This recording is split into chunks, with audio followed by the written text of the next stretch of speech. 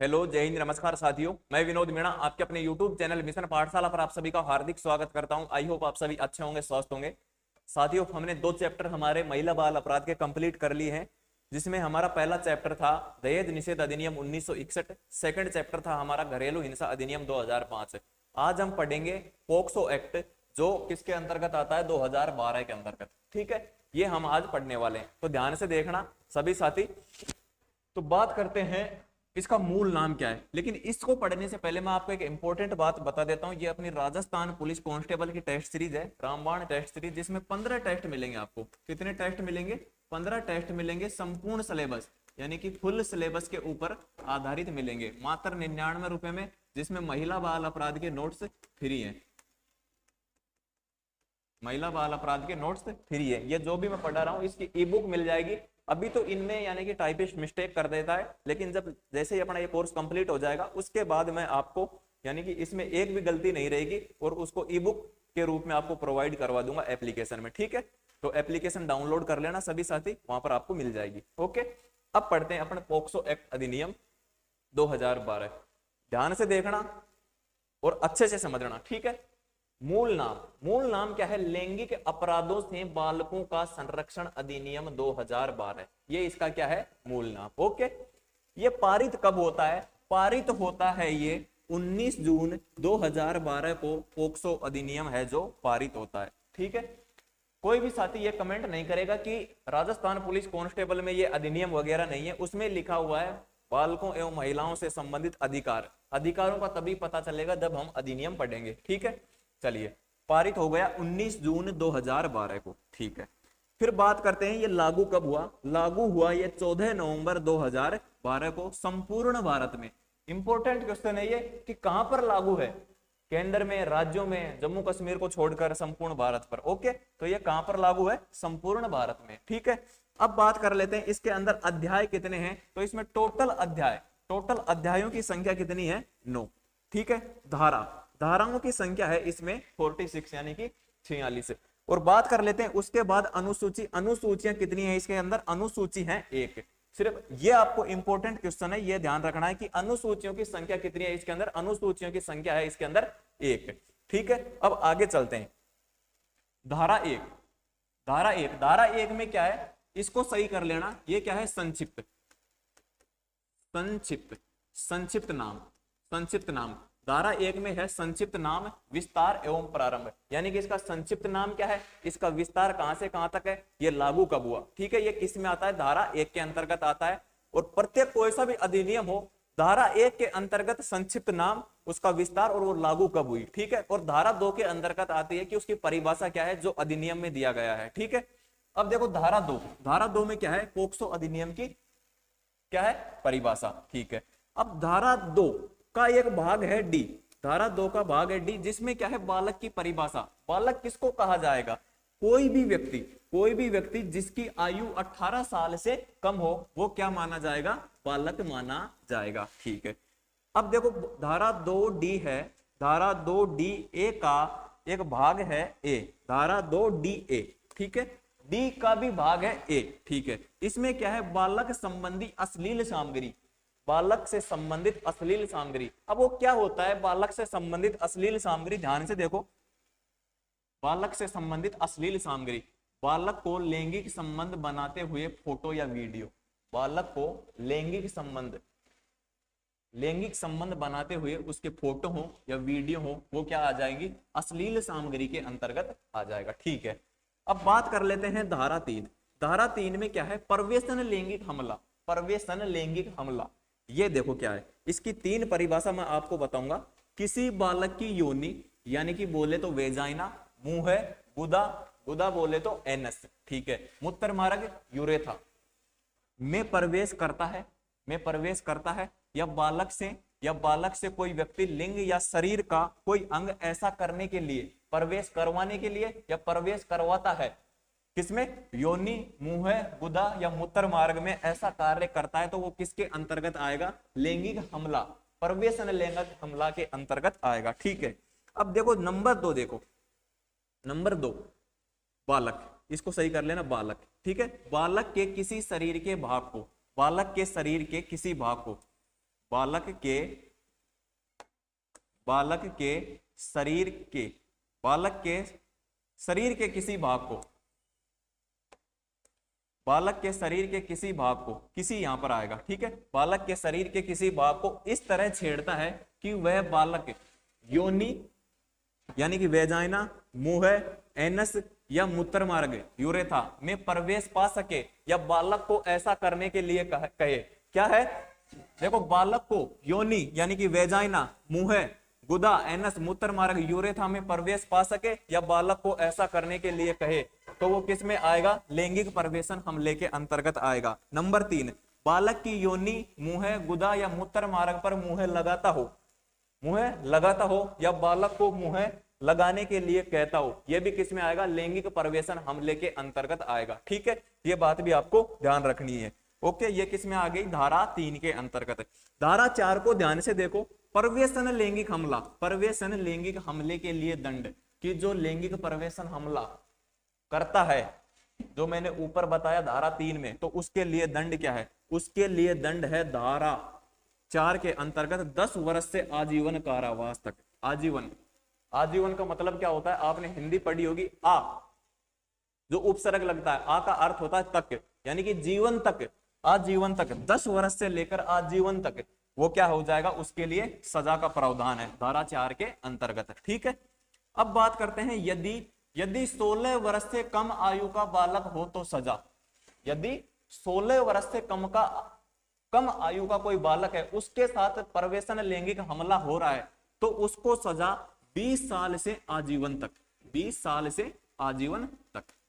ठीक है, जुर्माना जायज हो, जो जायज हो यानी कि जो उस टाइम यानी कि मजिस्ट्रेट को अच्छा लगे वो उसके ऊपर जुर्माना लगा सकता है। चिकित्सीय खर्चा, यानी कि जो बालक को यानी कि कुछ यानी कि शारीरिक पीड़ा हुई हो, उसमें जो चिकित्सक खर्च आता है वो चिकित्सक के खर्च पीड़ित को दिया जाएगा। चिकित्सीय खर्च, ठीक है, ऐसे ही वर्ड होते हैं हिंदी में, इनको आप पढ़ लेना। धारा 5, धारा 5 में क्या है,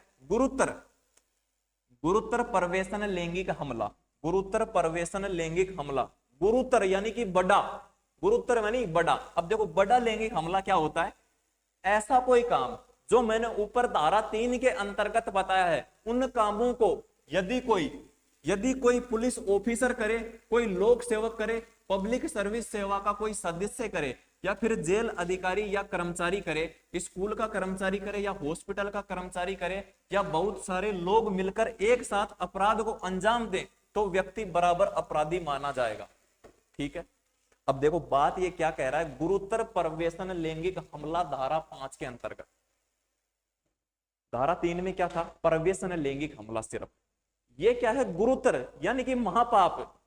अगर ऐसा काम जो मैंने ऊपर बताया था, यानी कि योनि के मुंह लगाता हो, मूत्र मार्ग के मुंह लगाता हो या लगवाता हो, ऐसा कोई कार्य यदि इनमें से कोई करता है, यदि कोई पुलिस ऑफिसर, लोक सेवक, पब्लिक सर्विस सेवा का सदस्य, जेल का अधिकारी या कर्मचारी, स्कूल का कर्मचारी या हॉस्पिटल का कर्मचारी, या बहुत सारे लोग मिलकर ऐसा कार्य करते हैं, तो ऐसा नहीं कि मैंने तो ये काम नहीं किया, मैं तो देख ही रहा था यहाँ पर खड़ा होके, उसके ऊपर भी उतना ही जुर्माना, उतना ही दंड मिलेगा जितना बाकी को मिलेगा। मिलकर अपराध कर दे तो हर व्यक्ति बराबर अपराधी माना जाएगा, बराबर अपराधी माना जाएगा। ठीक है, आई बात समझ में। अब देखो धारा 6, यदि ये व्यक्ति ऐसा काम करते हैं तो उनके लिए दंड किसमें है, धारा 6 में। वो किसमें था, प्रवेशन लैंगिक हमला धारा 3 में, धारा 4 में उनके लिए दंड, 5 में क्या है, 5 में क्या है, गुरुतर प्रवेशन लैंगिक हमला, जिसमें धारा 6 में गुरुतर प्रवेशन लैंगिक हमला करने वालों के लिए दंड दिया गया है। प्रवेशन लैंगिक हमले के लिए दंड क्या है, दंड कठोर कारावास। कठोर कारावास में क्या होगा, 20 साल से आजीवन कारावास, वो मृत्यु दंड भी हो सकता है, और प्लस में जुर्माना। 20 साल से आजीवन कारावास या फिर मृत्युदंड और जुर्माना तो साथ है ही। ठीक है, जुर्माना तो साथ है ही। धारा 7, ये बात समझ में आ गई कि गुरुतर प्रवेशन लैंगिक हमला, यदि कोई पुलिस कर्मचारी, स्कूल कर्मचारी, जेल कर्मचारी, हॉस्पिटल कर्मचारी ऐसा कार्य कर दे बालक के साथ, तो उसके ऊपर 20 साल से लेकर आजीवन कारावास तक या फिर मृत्युदंड और प्लस में जुर्माना उसके ऊपर लगेगा, किसके अंतर्गत? धारा 6 के अंतर्गत। ठीक है, ये बात आपको ध्यान रखनी है। धारा 7 लैंगिक हमला। लैंगिक हमला इसमें क्या होता है? यदि कोई सेक्सुअल इंटेंशन, सेक्सुअल इंटेंशन यानी क्या होता है? लैंगिक इरादा, लैंगिक इरादा, लैंगिक इरादा से किसी बालक की वेजाइना, एनस, ब्रेस्ट को स्पर्श करता है तो बालक को ऐसा करने के लिए, ऐसा करने के लिए कहता है। समझ में आ गई? देखो, यदि कोई बालक, लैंगिक हमला क्या होता है? यदि कोई लैंगिक हमला यानी कि सेक्सुअल इंटेंशन से किसी बालक की योनि, गुदा, स्तनों को स्पर्श करता है या बालक को ऐसा करने के लिए कहता है तो वो क्या माना जाएगा? लैंगिक हमला माना जाएगा। क्या माना जाएगा? लैंगिक हमला माना जाएगा। ठीक है, अब देखो नोट लिखा है इसके लिए, इसमें प्रवेशन शामिल नहीं है, इसमें प्रवेशन शामिल नहीं है। प्रवेशन क्या आया था? जो ऊपर मैंने पढ़ाया था धारा 3 में। धारा 3 में क्या पढ़ाया था जो आपको याद है? ठीक है, किसी बालक की योनि, गुदा, स्तनों को स्पर्श करता है और उसमें क्या था? जैसे योनि, मुंह, मूत्र मार्ग, इनको मुंह लगाता हो या मुंह लगाने के लिए कहता हो, वो इसमें शामिल नहीं है। इसमें है सिर्फ स्पर्श करना, स्पर्श करने की बात कही गई है। ठीक है, अब देखो धारा 8 में क्या है? लैंगिक हमले के लिए दंड। जो धारा 7 में जो कांड हो रहा है, जो क्रियाक्रम हो रहा है, उसके लिए दंड है धारा 8 में। सभी एक सीरियल वाइज चल रहे हैं, याद करने में तो कोई प्रॉब्लम होनी नहीं चाहिए, क्योंकि लैंगिक हमले के लिए दंड, लैंगिक हमले के लिए दंड क्या है? 3 वर्ष से लेकर 5 साल तक। ठीक है, यदि कोई पुलिस ऑफिसर, लोक सेवक, पब्लिक सर्विस सेवा का सदस्य, जेल अधिकारी या कर्मचारी, स्कूल कर्मचारी, हॉस्पिटल कर्मचारी या बहुत सारे लोग मिलकर इस अपराध को अंजाम देते हैं तो सभी व्यक्ति इस अपराध में अपराधी माने जाएंगे बराबर रूप से। ठीक है, ये वही बात हो गई। ठीक है, जो ऊपर लिखा था वही है यहाँ पर, लेकिन यहाँ पर किसकी बात हो रही है? लैंगिक प्रवेशन हमले की बात हो रही है। ठीक है, अब बात करते हैं धारा 10 की। धारा 10 में क्या है? गुरुतर लैंगिक हमले के लिए दंड। गुरुतर लैंगिक हमले के लिए दंड, यदि ऐसा कोई काम करता है, यानी कि स्पर्श करने वाला, योनि, गुदा, एनस, मूत्र मार्ग, ब्रेस्ट यानी कि स्तनों को स्पर्श करता है, गुरुतर लैंगिक हमला, यानी कि कोई लोक सेवक, एक मिनट इसको सही कर लो, ये किस में है? ये किस में है? धारा 9 में, धारा 9 में है, धारा 9 में। ठीक है, धारा 9, इसको दूसरे कलर से लिख देता हूं मैं, धारा 9। धारा 8 में तो क्या हो गया? लैंगिक हमले के लिए दंड उनके लिए, और धारा 9 में यदि कोई पुलिस ऑफिसर, यानी कि गुरुतर, धारा 9 में क्या आ जाएगा? गुरुतर, गुरुतर लैंगिक हमला, गुरुतर लैंगिक हमला। यदि कोई पुलिस कर्मचारी ऐसा करता है, लोक सेवक, पब्लिक सर्विस सेवा का सदस्य करता है तो उसके लिए दंड का प्रावधान किया गया है। अब देखो धारा 10 में गुरुतर लैंगिक प्रवेशन हमले करने के लिए दंड क्या है? 5 साल से लेकर 7 साल तक, 5 साल मिनिमम और 7 साल अधिकतम, प्लस में इसके साथ में क्या है? जुर्माना। ठीक है, ये बात आपको समझ में आई? अब देखो धारा 11, धारा 11 में क्या लिखा हुआ है? लैंगिक उत्पीड़न। यदि कोई सेक्सुअल इंटेंशन से कोई शब्द या आवाज या शरीर की बनावट या शरीर के किसी भाग का दिखावा करता है, क्या बोला गया है? सेक्सुअल इंटेंशन से, यानी कि लैंगिक इरादे से कोई व्यक्ति आवाज या फिर शरीर की बनावट या शरीर के किसी भाग के दिखावा करता है तो वो क्या माना जाएगा? लैंगिक उत्पीड़न माना जाएगा धारा 11 के अंतर्गत। ठीक है, सेकंड बात लिखी हुई है इसमें, बालक के शरीर के किसी भाग के दिखाने के लिए कहता हो, यानी कि बालक को शरीर का किसी भाग को दिखाने के लिए कहता है तो वो भी क्या माना जाएगा? लैंगिक उत्पीड़न माना जाएगा धारा 11 के अंतर्गत। ठीक है, आई बात समझ में यहां तक? चलो आगे चलते हैं। आगे देखो नंबर 3 पर, नंबर 3 पर लिखा हुआ है बालक के शरीर के किसी भाग को मीडिया पर वायरल करने की धमकी देता हो, यानी कि बालक के कोई भी, यानी कि फोटो वगैरह या वीडियो वगैरह हो अश्लील, उन पर यदि मीडिया पर वायरल करने की धमकी देता हो तो वो भी क्या माना जाएगा? लैंगिक उत्पीड़न माना जाएगा धारा 11 के अंतर्गत। ठीक है, अब देखो नंबर 4, बच्चों की पोर्नोग्राफी का लालच देता है, बच्चों को पोर्नोग्राफी का लालच देता है तो वो भी क्या माना जाएगा? धारा 11 के अंतर्गत लैंगिक उत्पीड़न माना जाएगा। ठीक है, अब देखो धारा 12 में क्या लिखा है, लैंगिक उत्पीड़न के लिए दंड, यानी कि जो जो बातें धारा 11 में लिखी हुई थी उनके लिए धारा 12 के अंतर्गत क्या दिया गया है कि उनके लिए क्या क्या दंड का प्रावधान किया गया है। तो दंड का प्रावधान आप देख लीजिए, 3 साल तक, 3 साल तक, मिनिमम कितना भी हो सकता है, 6 महीने, 5 महीने, 4 महीने, लेकिन अधिकतम क्या है, 3 साल तक इसके लिए दंड है और प्लस साथ में क्या है, जुर्माना है। ओके, अब देखो धारा 13, धारा 13, अश्लील प्रयोजनों के लिए बालक का उपयोग करना, अश्लील प्रयोजनों के लिए बालक का उपयोग करना। देखो कैसे, किसी भी तरह से कार्यक्रम या विज्ञापन से बालक के प्राइवेट पार्ट दिखाता है, बालक के प्राइवेट पार्ट दिखाता है तो वो किस में आएगा, अश्लील प्रयोजनों में, यानी कि प्राइवेट पार्ट दिखा रहा है बालक के तो वो किस में आएगा, अश्लील प्रयोजनों में आएगा। तो उसके किसके अंतर्गत वो अपराध है, धारा 13 के अंतर्गत वो अपराध है। ठीक है, अब देखो धारा 14, धारा 14 में क्या है, अश्लील प्रयोजनों के लिए दंड। यदि कोई धारा 13 के अंतर्गत कोई ऐसा कार्य करता है तो उसके लिए धारा 14 के अंतर्गत क्या दिया गया है, अश्लील प्रयोजनों के लिए दंड। अब देखो ध्यान से देखो क्या दंड दिया गया है, प्रथम बार में यदि कोई ऐसा अश्लील प्रयोजनों जैसा कार्य करता है तो प्रथम बार में उसको न्यूनतम 5 साल की सजा मिलेगी।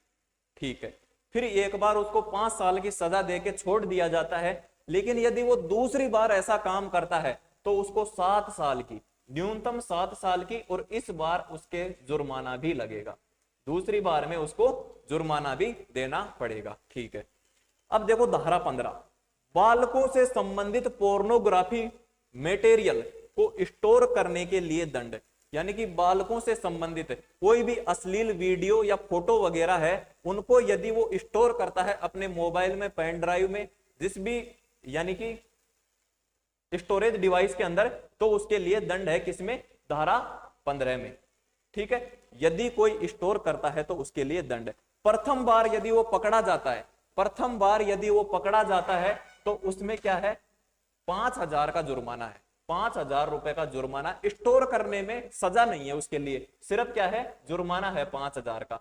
और दूसरी बार यदि वो पकड़ा जाता है तो उसके लिए 10,000 न्यूनतम जुर्माना है। ठीक है, अब देखो यहां पर लिखा हुआ है चाइल्ड पोर्नोग्राफी का प्रचार या बनावट, प्रचार या बांटता है तो दंड, यानी कि बच्चों से संबंधित जो पोर्नोग्राफी का प्रचार या बांटता है, यानी कि उसको दिखाता है, उसको दिखाता है, ऐसा कोई कार्य करता है तो उसके लिए दंड का प्रावधान कितना है, 3 साल तक की तो सजा है और प्लस में उसमें क्या है, जुर्माना है। जुर्माना कितना भी हो सकता है, जिस टाइम मजिस्ट्रेट जो फैसला करता है उसके हिसाब से।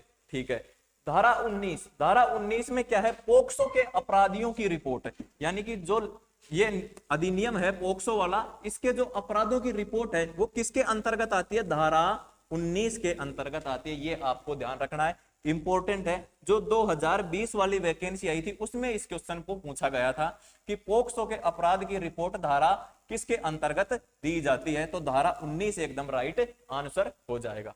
ठीक है, अब देखो विशेष किशोर पुलिस यूनिट, पोक्सो के अपराधों की रिपोर्ट किस में आती है, विशेष किशोर पुलिस यूनिट या फिर लोकल पुलिस के पास, बस ये दो ही हैं, ये दो ही इंपॉर्टेंट है, विशेष किशोर पुलिस यूनिट या फिर लोकल पुलिस के पास इसकी रिपोर्ट आती है पोक्सो की सर्वप्रथम। धारा 22, पोक्सो के आधार पर झूठा केस लगाना, यदि कोई यानी कि महिला या लड़की, महिला तो क्या होगी, महिला के ऊपर तो पोक्सो लगेगा नहीं, कोई बच्ची जो 18 साल से कम है उसके ऊपर यदि झूठा केस लगाया जाता है किसी व्यक्ति के ऊपर, उस महिला के द्वारा, यानी कि 18 साल की कोई बालक है 18 साल से कम की, उसके द्वारा पोक्सो के आधार पर किसी को झूठे केस में फंसाया जाता है तो उसके लिए धारा 22 में क्या है, दंड है। झूठा नहीं फंसाना है किसी को भी, ये बात आपको ध्यान रखनी है। क्या है सजा, 6 माह तक, 6 माह तक की सजा है और जुर्माना उसके साथ है। ठीक है, किसी को भी झूठे रूप से नहीं फंसाना है। अब देखो धारा 24 में क्या है, बालक के स्टेटमेंट को दर्ज करना, यानी कि बालक जो बयान करता है कि उसके साथ क्या कार्य गठित हुआ है तो उसके लिए उसको दंड दिया जाएगा किसमें, धारा 24 में, यानी कि स्टेटमेंट की बात कही गई है, बयान बयान बयान। ठीक है, बालक के स्टेटमेंट को दर्ज करना। बालक के घर पर, देखो अब क्वेश्चन आ जाए कि कहां पर उसके बयान को दर्ज किया जाएगा। जहां पर बालक कहेगा वहां पर उसका बयान दर्ज होगा। जैसे बालक के घर पर, बालक बोले मैं तो मेरे घर पे ही दूंगा बयान, तो बालक के घर पर लेगा। बालक जहां निवास करता है, जहां पर वो रह रहा है, कहीं पर भी रह रहा हो, वो बोलेगा तो वहां पर लेना पड़ेगा। उसकी पसंद की जगह पर जहां बालक बोलेगा कि मैं तो वहां पर बयान दूंगा, तो वहीं पर लेना पड़ेगा। ऐसा नहीं कि मजिस्ट्रेट अपनी मर्जी से अपने पास बुलाकर या कहीं भी किसी कार्यालय में वो उसका बयान लेता है तो वो अनलीगल माना जाएगा। ठीक है, कौन रिकॉर्ड करेगा? कम से कम सब इंस्पेक्टर रैंक की महिला, कम से कम सब इंस्पेक्टर रैंक की महिला, इससे ऊपर कोई भी हो सकता है, इंस्पेक्टर वगैरह जो भी है, लेकिन कम से कम सब इंस्पेक्टर यानी कि एसआई, सब इंस्पेक्टर, ठीक है, रैंक की महिला अधिकारी किसी भी हालात में बालक को रात में, ये दूसरा पॉइंट है, ये तो है पहला पॉइंट और ये दूसरा पॉइंट है, किसी भी हालात में बालक को रात में थाने में नहीं रोका जाएगा। क्या बोला गया है? जो भी बालक जिसके साथ वो कार्य गठित हुआ है, पीड़ित है, तो उसको किसी भी हालत में रात में जो थाना है जिसमें वो रिपोर्ट दर्ज करवाने गया है वहां पर नहीं रखा जाएगा। ठीक है, ये क्या है? नंबर 3। नंबर 3, बालक की पहचान उजागर नहीं किया जाएगा जब तक कोर्ट ना कहे, जब तक कोर्ट आदेश ना दे कि किसके साथ क्या कार्य हुआ है, तो उसकी रिपोर्ट यानी कि उसकी पहचान उजागर नहीं किया जाएगा जब तक कि कोर्ट आदेश नहीं दे। कोर्ट आदेश देने पर ही उसको उजागर किया जाएगा कि ये बालक है, इसके साथ ये कार्य हुआ है। ठीक है, धारा 25, धारा 25 में ध्यान से देखो, मजिस्ट्रेट द्वारा बालक का स्टेटमेंट दर्ज करना, बालक का स्टेटमेंट दर्ज करना किसमें है? धारा 25 में। किसके द्वारा? मजिस्ट्रेट के द्वारा। अब देखो धारा 27, धारा 26 में कोई इंपॉर्टेंट नहीं था इसलिए मैंने नहीं लिखा। धारा 27 देखो, बालक का चिकित्सकीय परीक्षण यानी कि मेडिकल, मेडिकल होगा ना तभी तो माना जाएगा कि इसके साथ कुछ गलत काम हुआ या नहीं हुआ है, तभी तो उसके ऊपर रिपोर्ट दर्ज होगी। बालक का चिकित्सीय परीक्षण किसमें होगा? धारा 27 में। ठीक है, कौन करेगा? कौन करेगा उसका मेडिकल?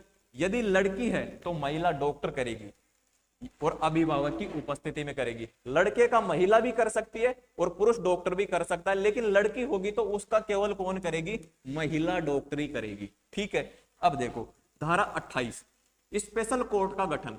धारा 28 में क्या है? स्पेशल कोर्ट का गठन, यानी कि पोक्सो अधिनियम के लिए जो स्पेशल कोर्ट है उसका गठन किस धारा के अंतर्गत होगा? धारा 28 के अंतर्गत होगा। ठीक है, धारा 35, मामले का निपटारा या समयावधि, मामले का निपटारा। ठीक है, अपराध की जानकारी की तारीख से 1 साल के भीतर, यानी कि अपराध की जानकारी की तारीख से, यानी कि अपराध की जानकारी मिली है 1 जून को, 1 जून को मिली है, तो 1 जून 2025 को मिली है, तो इसका निपटारा कब तक करना पड़ेगा? 1 जून 2026 तक इसका निपटारा करना पड़ेगा। ठीक है, धारा 36 देखो, बालक को सबूत या साक्षी देते समय अपराधी से दूर रखा जाएगा, यानी कि जब भी बयान लिए जाएंगे बालक के तो अपराधी और जो पीड़ित है बालक उसको दूर दूर रखा जाएगा, नहीं तो क्या अपराधी उसके सामने आंखों का इशारा कर देगा कि मैं मार दूंगा तेरे को। इसी कारण से उसको दूर दूर रखा जाएगा, किसको? बालक को, जो पीड़ित है। और जो अपराधी है, अपराधी को क्या बोलते हैं? प्रत्यार्थी। आपको यह शब्द देखने को मिलेगा प्रत्यार्थी क्वेश्चन में। ठीक है, बालक को सबूत या साक्षी देते समय अपराधी से दूर रखा जाएगा। ठीक है, धारा 37, सुनवाई या विचारण बंद कमरे में किया जाना, अभिभावक की उपस्थिति में।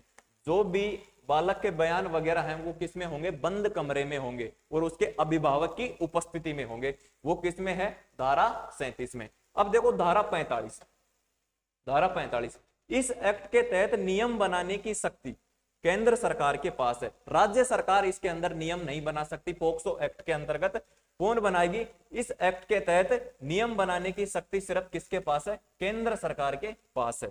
ठीक है साथियों, तो अपना सेशन यहां पर समाप्त होता है। ये अपना पोक्सो कंप्लीट हो चुका है। ये अपनी राजस्थान पुलिस कांस्टेबल के लिए टेस्ट सीरीज है जिसमें 15 टेस्ट हैं। ठीक है, सभी फुल सिलेबस के ऊपर आधारित है, फुल सिलेबस के ऊपर आधारित है, जिसमें सभी का व्याख्यात्मक हल दिया गया है, व्याख्यात्मक हल दिया गया है। जो महिला बाल अपराध की जो ई बुक है, ई बुक है वो इसके साथ फ्री है। कितने में है? 99 रुपए में।